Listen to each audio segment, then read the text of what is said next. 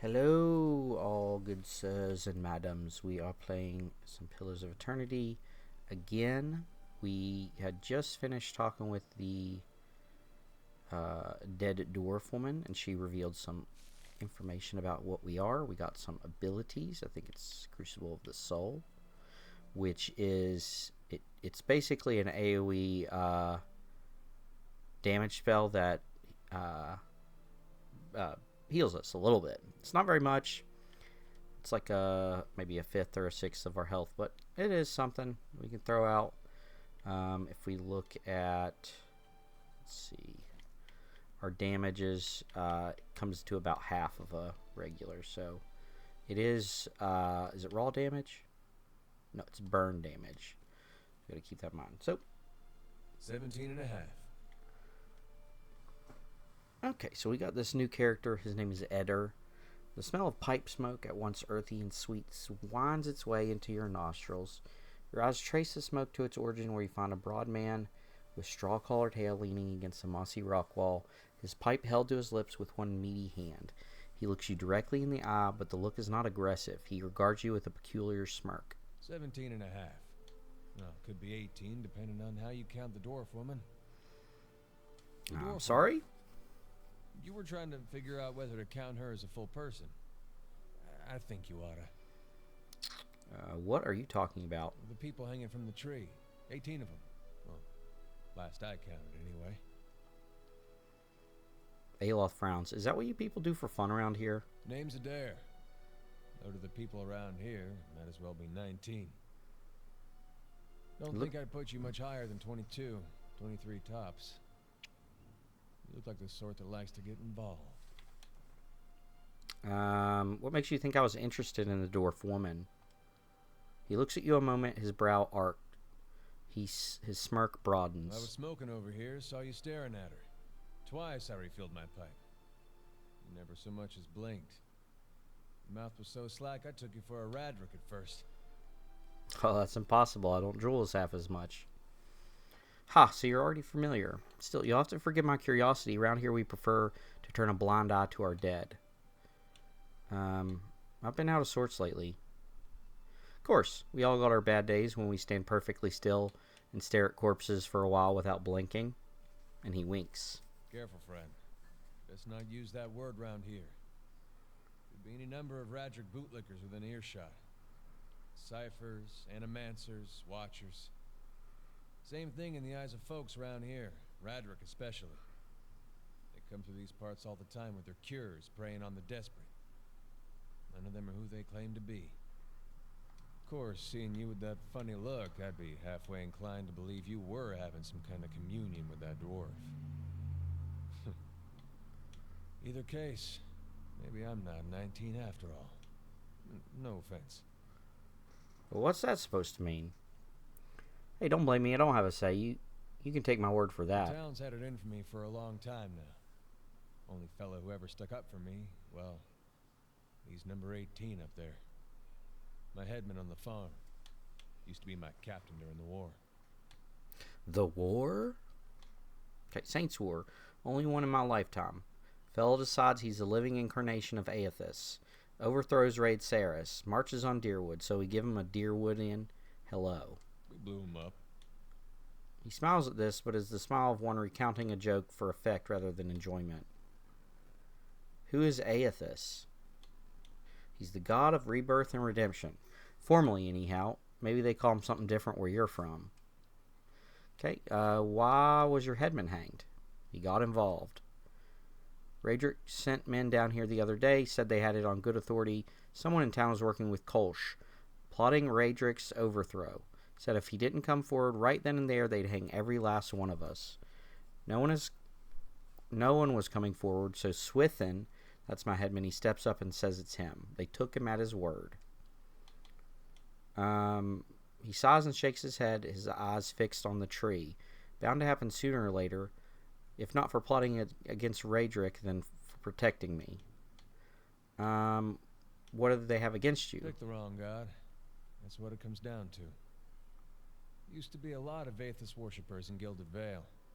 That mess of rocks over there, there was a temple to him, to give you some idea. Then one day, somebody named Widewind shows up on Deerwood's doorstep. Says he's the living flesh of Aethys. Got an army with him. Suddenly, Aethys isn't so popular in these parts. My brother Woden and me, neither of us believed it. No way was that Aethys. He enlisted, and then I did too.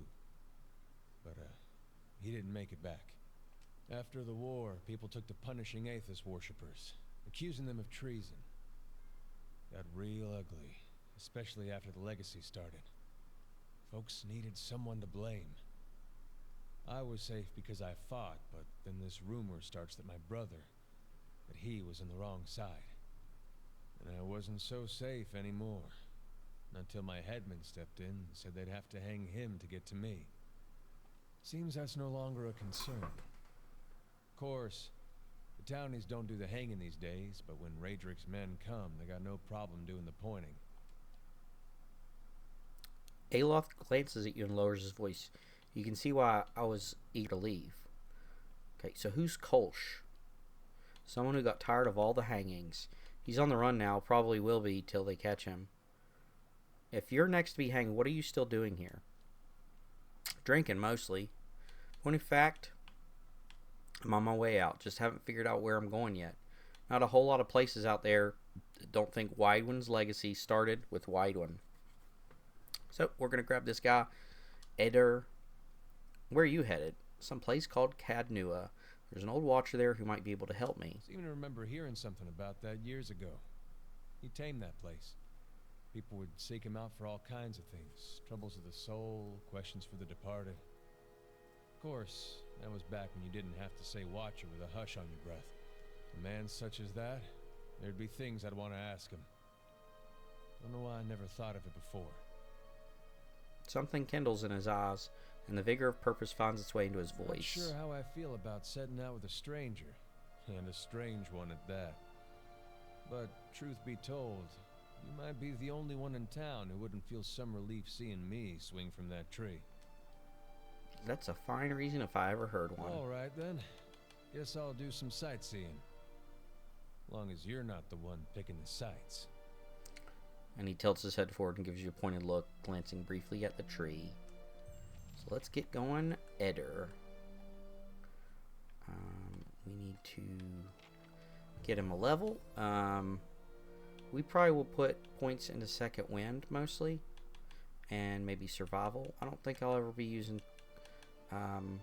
scrolls with him, or stealth, or mechanics. So, now, with Eder, we're going to build him to be quite the tank. We have rapid recovery, which is what we're going to get with this level. I think we have another level, so we're going to get probably that. And now we have intensely focused, confident aim, defender. So we're probably going to get defender. What this does is increases the number of engagement targets. If you played D&D, it's like opportunity attacks. When you're engaged with somebody and they try to move away, you get a attack on them.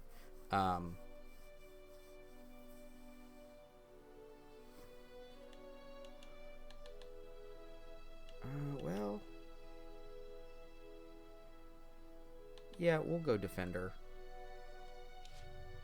I'm happy with that. And then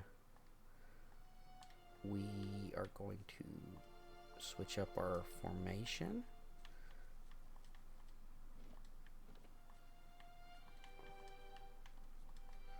Like so. Eder's going to be our Tonky boy. Let's see what we got here. Give him some of these. He can definitely benefit from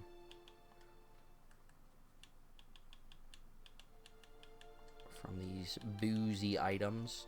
Gives him damage reduction. Now, as I was saying in the last episode, there is an achievement that we're going for. There's a lot of side content here, but what we're going to do is we're going to head out of town now that we've got Eder, and we're going to head to a specific area The faster we get to Cod Nua right here, it's going to set us up to do their like adventures. It's like you get Cod Nua as a stronghold. You can get different adventures, Even though only but they're one random. quest leads back to this area, I still wanted to make sure that something changed for the player that got further into the game and then decided to check out Magran's Fork again. For a short while, a few of the classes, priests, chanters, and ciphers, were a little further behind than the others in terms of functionality, so they ended up underrepresented in a few areas. The encounter with Grammarvel was basically an effort to place all of those neglected classes somewhere and try them out.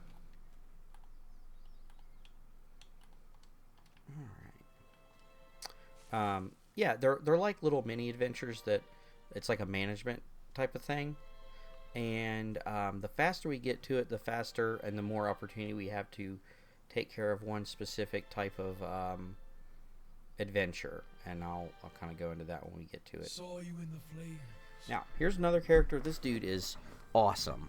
He's kind of an a-hole, but his character is written so well. Okay, so this is Durance. It says, squatting at the base of this statue is an incredibly ugly man, with bulging red cheeks raked by pox scars and a scraggly beard.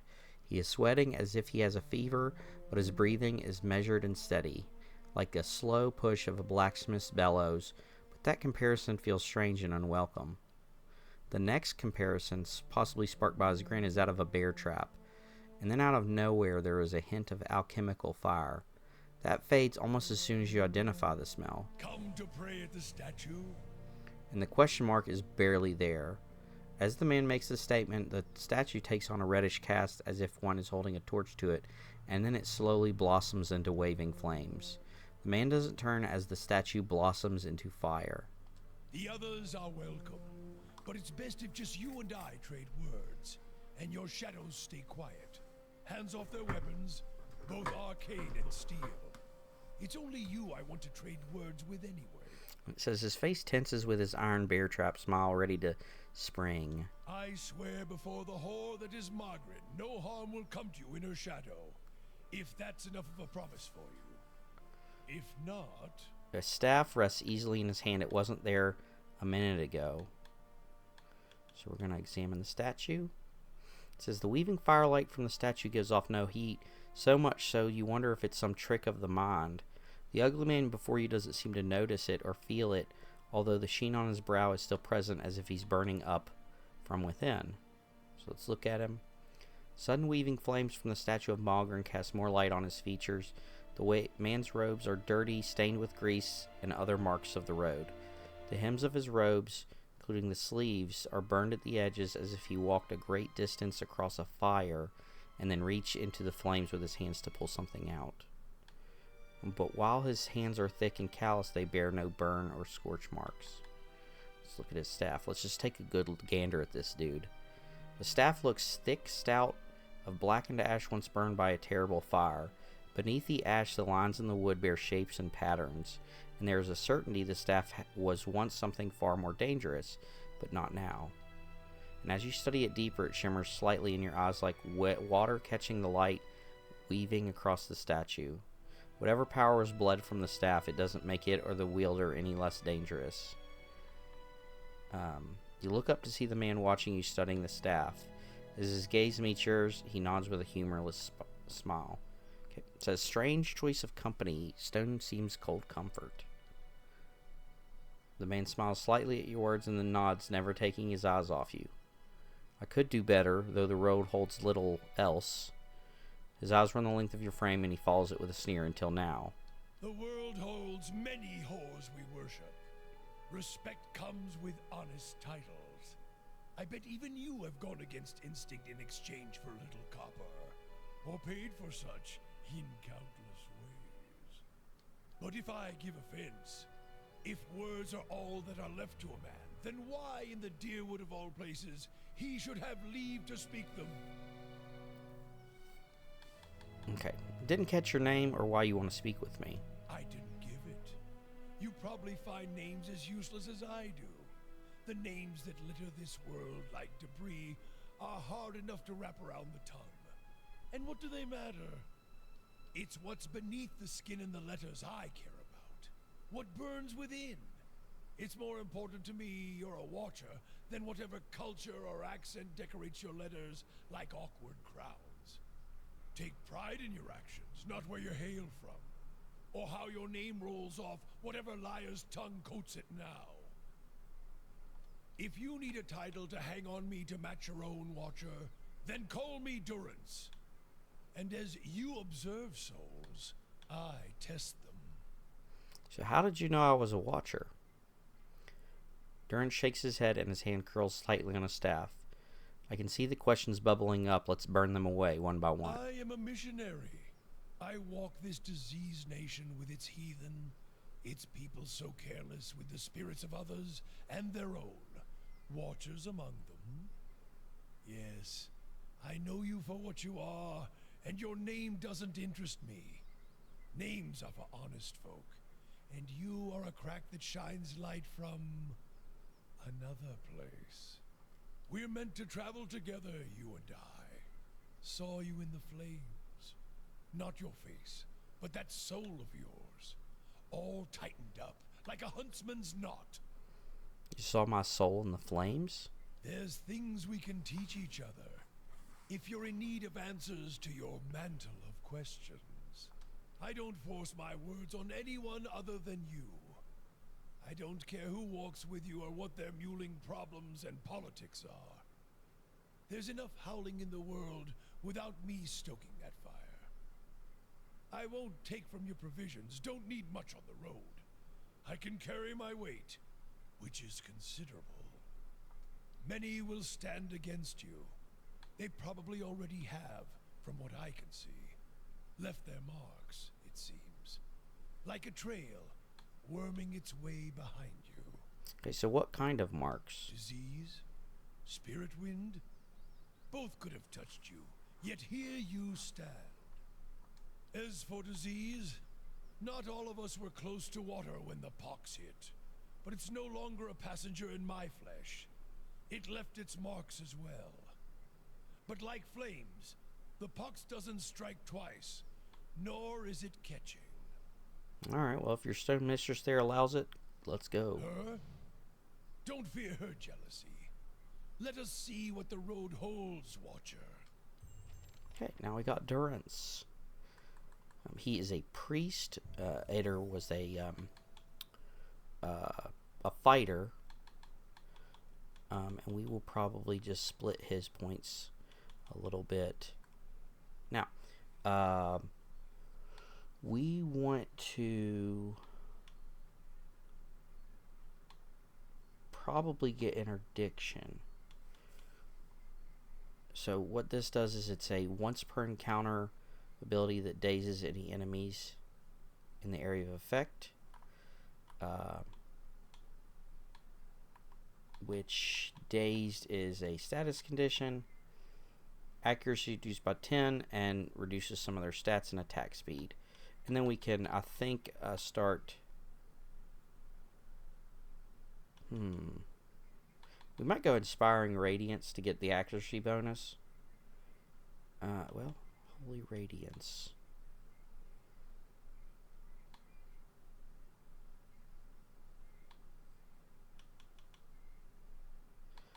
I think we're going to go with Inspiring Radiance.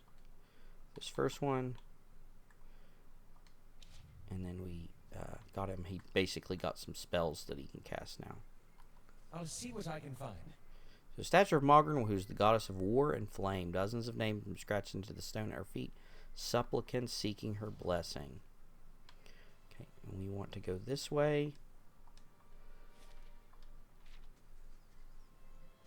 We are really just avoiding everything. The way that our quest or our stronghold Cadnua works is it's a weird type of timed system. Instead of there's not a like a time passing type situation in this. How it marks the passage of time, which influences like your different adventures that you get, is quest progression. So I'll have to double check it once we get there. Oh, and I don't want. I do not want you to use your spells.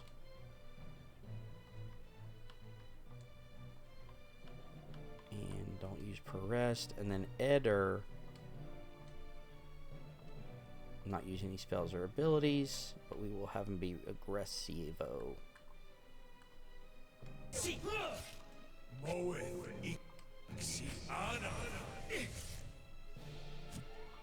And we also need to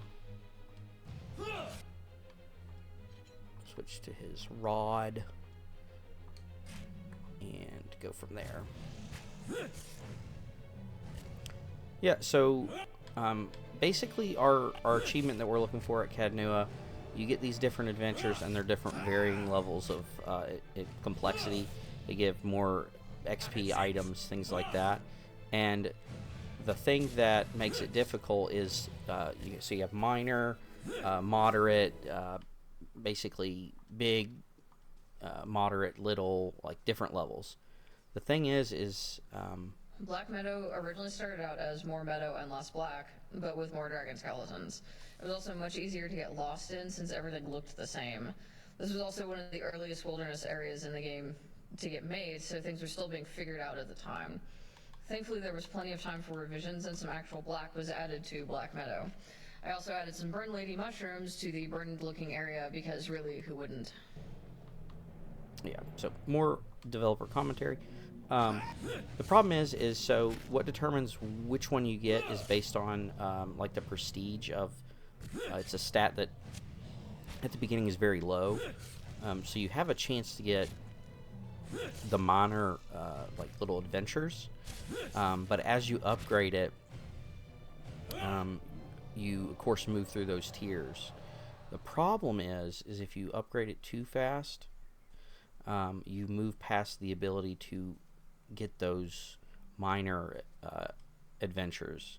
So kind of what you want to do is get that minor one out of the way. Get there as fast as possible. Do your quests and things, and start progressing the time via quest progression to where it gets the minor adventure out of the way, and then you can start upgrading it. Cadnua, or the player's stronghold, was one of the more technically challenging levels in the game. Not only is this level the player's home base for most of the game, the design had to conform to specific constraints based off the system we use to dynamically alter the map as the player upgrades their stronghold. We had to take special care of how parts of the scene spatially related to one another. Due to the nature of our tiling system, the map was more or less built on a grid, but still needed to feel organic. This was to ensure the level never felt bland in its layout, while still being cognizant that if the player upgraded a specific building or other landmark on the map, it wouldn't overlap with another. Cool. That's how Cadnua works. Now we got another NPC we're going to grab. We're kind of getting our party fleshed out. This guy is named Kana. So it says, just off the side of the path into Cadnua, whatever, stands an imposing figure, a tall, thick-set Amaua, clad in worn armor and peering up at the outer walls of the keep. In his hand is a small piece of charcoal, and it works feverishly at taking notes upon a small scrap of paper. More than once he has to reach up to prevent his colorful cap from falling off his head as he gazes upward. Okay. And we're going to get some more progress on her personality by saying this. The moldy brickwork must be fascinating.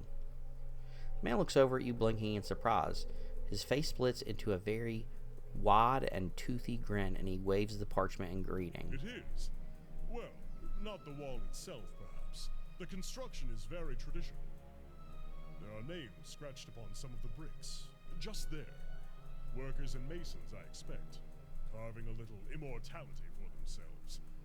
It's a fine keep, Cadnua. 2 centuries to its name, and abandoned for nearly as long.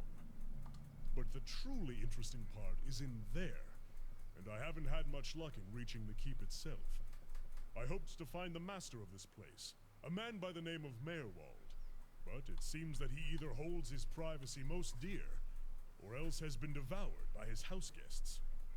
Okay, so I came looking for Mayor Wald as well. Oh, truly? Then perhaps we can help one another. The grounds are infested with all manner of beasts. I've never seen the like. I didn't want to risk it alone, but you seem capable. Together, I'm sure we could manage it. And then we can both ask our questions of Merwald. I seek a great treasure, you see. Not gold or silver, but the Tanvi Oratoa. You might call it the Book of Virtues. It's a sacred text of the Rauatai, but we possess only a fragment of it. A year I've journeyed in search of the rest, and I uncovered evidence that leads me to believe the original lies just there, beneath the keep. Then we must find it. Excellent. Lead on, my friend, and I will be at your heels. Ah, wait. Speaking of that, I ought to warn you first. Wondrous teeth, I nearly forgot. I have, at times, been followed. It began in Adir, and in Exometal they attacked outright. I believe they do not wish for me to find what I am looking for. I say believe, but I have been told as much by one of my would-be assassins. I pay them little mind. Humorless sorts in long robes. But it's why I bought the sword, you see. And it's only fair that you should know. Alright, what's a few assassins between friends? I'm glad you're not discouraged. Come then. Who knows what we will find inside? Alright, there we go. We got Kana. Now, Kana is a chanter. He's kind of like this universe's version of the Bard. He kind of chants different things, so he's kind of a mid-range. He can fill a couple of roles moderately well. And, yeah, he has these chants. Well, these are the spells. So he's got some chants, and basically the mechanics where he'll chant, and see if you look over here, this spell requires 3 phrases chanted before he can use it. So he kind of does these chants, builds up this resource, and then he can release these bigger spells. So we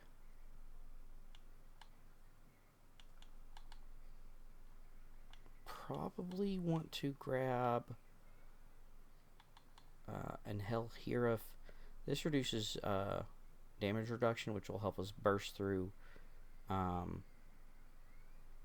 of the defenses of stuff. So what we're going to do is we're also going to get Ancient Memory, so when he's chanting, allies will get constant endurance regeneration. It's not much, but it's honest work. Okay, so we're going to get him some more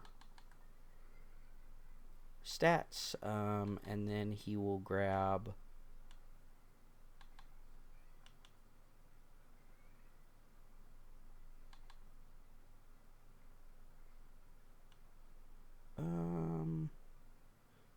let's see, concentration reduces, so that will make it. We might grab Thick Grew Their Tongue, Stumbling Over Their Words. It's going to make it to where we can interrupt spells a little bit easier. He has some strange mechanics. You can actually build his chants. So right now we only have 3 phrases, which is basically going to be movement, speed, and reflex, which is our defensives, and these are mental stats, fortitude and willpower. So then we have this one, which reduces how do you, I'm going to take that off, and we want to throw that over here.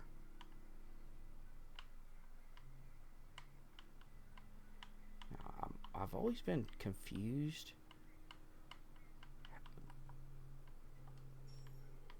because it doesn't appear that you can edit the name of the chant in the Xbox version, so it's just chant 2, unless I'm like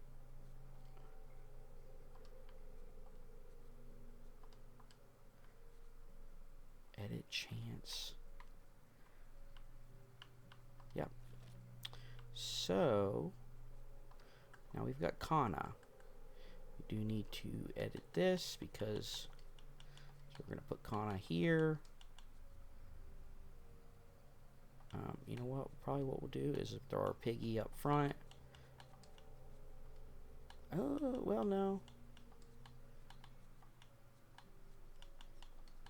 Probably do something like that.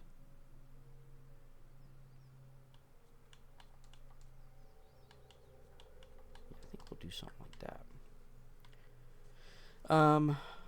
But we had about 30 minutes, so I think we're going to end the episode there. We got several NPCs.